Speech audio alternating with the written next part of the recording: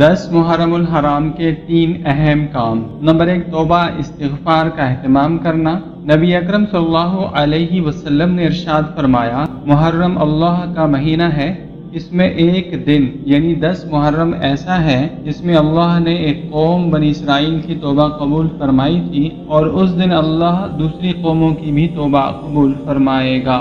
Number 2، روزہ رکھنا۔ نبی اکرم صلی اللہ علیہ وسلم نے ارشاد فرمایا، میں اللہ سے امید رکھتا ہوں کہ وہ یوم عاشوراء 10 محرم کے روزے کو گزشتہ سال کے گناہوں کا کفارہ بنا دے گا۔ نمبر 3، اہل و عیال پر فراخ دلی سے خرچ کرنا۔